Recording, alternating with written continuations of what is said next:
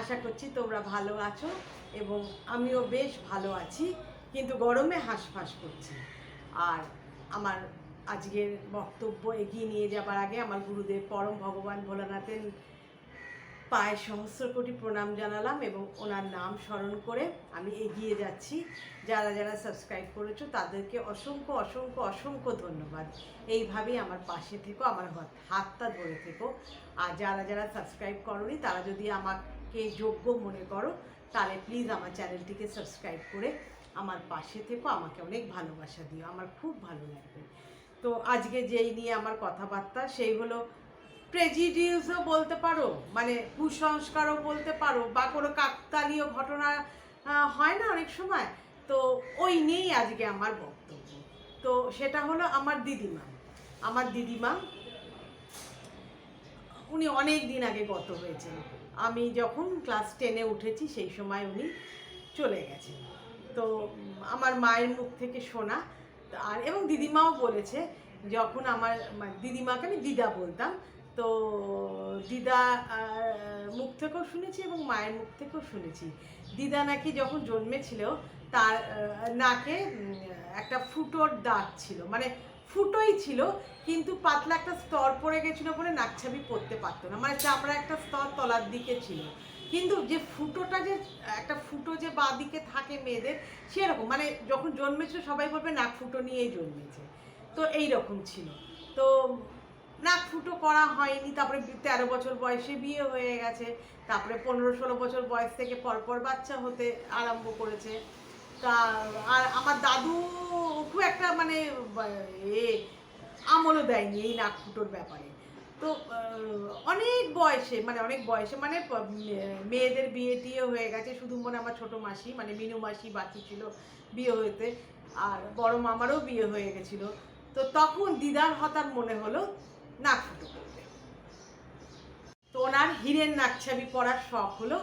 তো সেই যখনই মনে করেছে সেই মতো কাজ, তো যে আগেকার দিনে নাপতালিরা থাকতো না পা মেজে ঘষে, তখন তো এই পেডিকিওর ম্যানিকিওরের ব্যাপার ছিল না বাড়িতে, বাড়ি প্রত্যেক বৃহস্পতিবার আমার মা বাড়িতে ওই পা ঘষে দিত এসে নাপতানিরা, এসে নোক টোক কেটে পায়ে আলতা পরিয়ে দিত, সে নাকি নাক ফুটো করতে পারে।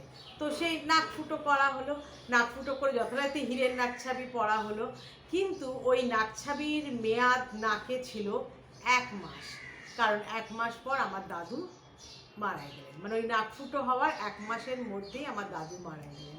দাদু ছিল প্রফেসর, আর চারুচন্দ্র কলেজ যে প্রিন্সিপালও ছিলেন, এবং রিটায়ারমেন্টের পর দাদু আমাদের রাজাবাজার সায়েন্স কলেজে অধ্যাপনা করতেন 500 প্রফেসর হিসেবে, মানে পার্ট টাইমার হিসেবে বলতে পারেন।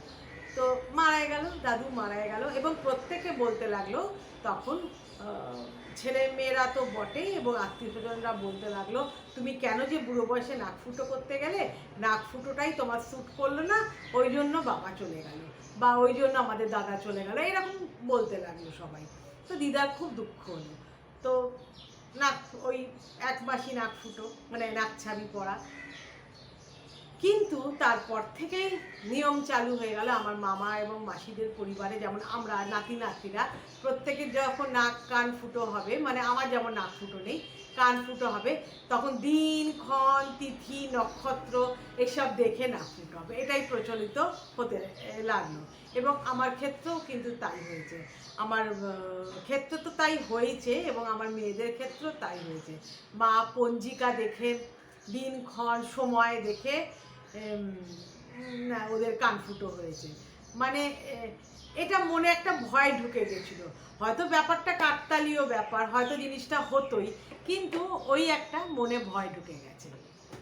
অনেক বাড়িতে দেখবেন মেয়েদের অন্নপ্রাশন হয় না, বা ছেলেদেরও অনেক সময় অন্নপ্রাশন হয় না, বা তোমার জামাই ষষ্ঠী হয় না, এবার আমার বাপের বাড়িতে জামাই ষষ্ঠী নেই, কারণ ওই একটা দিনে হয়তো অনেক বছর আগে কোনো মানে খারাপ ঘটনা ঘটে গেছে, সে মৃত্যু হোক বা অ্যাক্সিডেন্ট হোক, কিছু একটা খারাপ ঘটনা ঘটে গেছে, এই জন্য আমাদের বাপের বাড়িতে জামাই ষষ্ঠী ছিল না।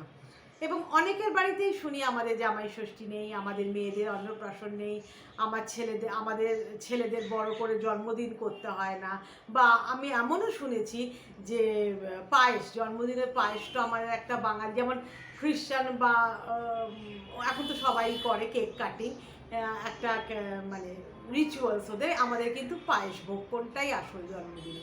অনেক বাড়িতে ওই পায়েস খাওয়া যাবে না, নিশ্চয়ই খারাপ কিছু ঘটেছিল বলে।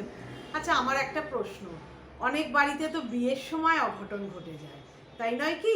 যেমন আমাদেরই কিছুদিন আগে ঘটেছে, আমাদের এক বন্ধুই, মানে আমার স্বামীর বন্ধু, তার স্ত্রী বিয়ে বাড়িতে ঘটেছে কিছুদিন আগে, মানে 2 বছর হয়ে গেল ঘটেছে। তো সে ওরা বিয়ে বাড়িতে গেছিলো, ওদের কোনো আত্মীয় বিয়ে বাড়িতে গেছিলো শ্রীরামপুরে। তখন ওই যে স্টার্টার থাকে না, ওই যেমন চিজ বল, তোমার রেশমি কাবাব টাবাব দেয় না, যেগুলো পনির টিক্কা ফিক্কা, আজকাল যে ঢালাও যে হয়েছে স্টার্টার, সেই স্টার্টারটা তার শ্বাসনালীতে ঢুকে গেছিলো, এবং সঙ্গে সঙ্গেই তারা নার্সিংহোম ডেকে হসপিটালাইজ করার মানে সময়ও পায়নি তারা, তার মধ্যে উনি মারা গেছিলেন হার্ট ফেল করে। তো তা বলে কি সেই বাড়ির বিয়ে থেমেছিল?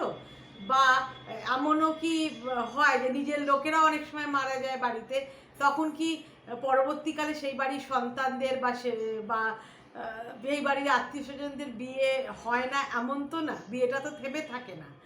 তো এটাই আমার মানে মনে একটা খচখচ ভাব লাগে যে তাহলে এইগুলো যখন হয় না, মানে তিথি নক্ষত্র দেখে কান নাক ফুটো করতে হবে, জামাই ষষ্ঠী বন্ধ, কোনো একটা ঘটনা ঘটে গেছিলো অনেক বছর আগে, প্রাশন জন্মদিন, এসবেও অনেক কিছু হয়তো ঘটে গেছিলো বলে সেটা স্থগিত থাকে, হয় না। তা বিয়ের বেলা কেন সেটা হয় না? সে বিয়ে বেলা তো বিয়ে হয়। তো আমার যতদূর মনে হয় এইগুলো ভবিতব্য, এইগুলো হতোই বলে হয়েছে।